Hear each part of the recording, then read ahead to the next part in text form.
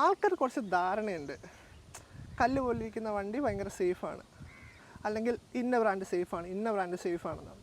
അപ്പം ആക്ച്വലി എന്താണ് സേഫ്റ്റി, അല്ലെങ്കിൽ ആൾക്കാരുടെ ഒരു ചിന്താഗതി, അപ്പോൾ ബ്രോൻ്റെ ഒരു അണ്ടർസ്റ്റാൻഡിംഗ് എന്ന് പറയുമോ? എൻ്റെ അണ്ടർസ്റ്റാൻഡിങ്ങിൽ സേഫ്റ്റി എന്ന് പറഞ്ഞാൽ അത് റിലേറ്റീവ് ഒരു ടേമാണെന്നാണ് ഞാൻ വിചാരിക്കുന്നത്. കാരണം എന്താണെന്ന് വെച്ചാൽ ഇപ്പം നമ്മുടെ സേഫ്റ്റി എന്നുള്ളൊരു കോൺസെപ്റ്റ് ഒരു 10 വർഷം മുന്നത്തെ സേഫ് കാർസ് എന്നുള്ളൊരു കോൺസെപ്റ്റ് ആയിരിക്കത്തില്ല ഇന്നത്തെ സേഫ് കാർസ് എന്നുള്ളൊരു കോൺസെപ്റ്റ്. എന്നിട്ട് അതിങ്ങനെ മാറിക്കൊണ്ടിരിക്കും. അതിനനുസരിച്ച് നമ്മുടെ ഈ ഒരു ടൈമിൽ മറ്റേ ഇച്ചിരി നല്ല ബോഡി ഷെല്ലുള്ള വണ്ടി ക്രാഷ് ടെസ്റ്റിൽ ഇത് ചെയ്യുന്നുണ്ടായിരുന്നു. പിന്നെ അത് കഴിഞ്ഞ് പതുക്കെ ABS മാൻഡേറ്ററി ആയി, ഇത് മാൻഡേറ്ററി ആയി, ഇപ്പോൾ ADAS മാൻഡേറ്ററി ആയി. പിന്നെ എനിക്ക് തോന്നുന്നു ഇപ്പോൾ ഓസ്ട്രേലിയൻ എൻക്യാപ്പിലൊക്കെ ADAS മാൻഡേറ്ററി ആണെന്ന് തോന്നുന്നു. അന്നേരം പിന്നെ ADAS മാൻഡേറ്ററി ആയി ഏതൊക്കെയോ രാജ്യത്ത്. ഇപ്പം നമ്മുടെ രാജ്യത്ത് അത് ആയില്ലെങ്കിലും പിന്നെ 6 എയർ ബാഗ്സ് കാര്യങ്ങളൊക്കെ നമ്മുടെ നാട്ടിൽ മാൻഡേറ്ററി ആയി. അന്നേരം ഇത് വരുമ്പം ഈ സ്കോർ ചെയ്യുന്നതെന്ന് വെച്ച് കഴിഞ്ഞാൽ ഈ ഓരോരോ പാരാമീറ്റേഴ്സിലാണെന്നാണ് ഞാൻ വിചാരിക്കുന്നത്.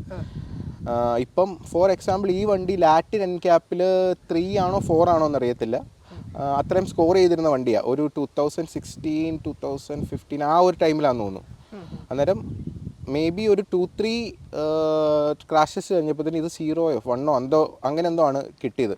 അന്നേരം ഞാൻ മനസ്സിൽ വിചാരിക്കുന്നത് വെച്ച് കഴിഞ്ഞാൽ സേഫ്റ്റി എന്ന് പറഞ്ഞാൽ അതൊരു റിലേറ്റീവ്ലി ഒരു എന്നാ പറയുന്നത് ഒരു കമ്പയറബിൾ ടേമാണ്.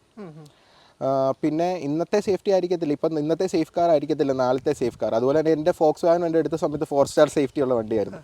ഒരുപക്ഷെ അത് ഇന്ന് ടെസ്റ്റ് ചെയ്ത് കഴിഞ്ഞ് കഴിഞ്ഞാൽ അതിന് ആ ഒരു സേഫ്റ്റി റേറ്റിംഗ് കിട്ടണമെന്നൊന്നുമില്ല. കാരണം അത് 2 എയർ ബാഗേ ഉള്ളൂ. പണ്ടൊക്കെ അംബാസഡർ ഒക്കെ ഉണ്ടായിരുന്നല്ലോ അല്ലേ? പണ്ടെന്ന് പറഞ്ഞു കഴിഞ്ഞാൽ മാരുതി ഇറങ്ങിയ സമയത്ത് അവർ പറയുന്നത് മറ്റേ പാട്ട വണ്ടിയാണ്, മറ്റേ ഇച്ചിരി തകിട് കെട്ടിയുള്ള വണ്ടി വേണം. അതുപോലെ തന്നെ ആ ഒരു റിലേറ്റീവ് ടേമായിട്ട് ഇപ്പോൾ നമ്മൾ ഓരോ ഇത് പോയിക്കൊണ്ടിരിക്കുമ്പോഴത്തേനും അതിൻ്റെ ഡെഫിനേഷൻ അങ്ങ് മാറിക്കൊണ്ടിരിക്കുമെന്നാണ് എനിക്ക് തോന്നുന്നത്. ഇത് തെറ്റാകാം, ശരിയാകാം.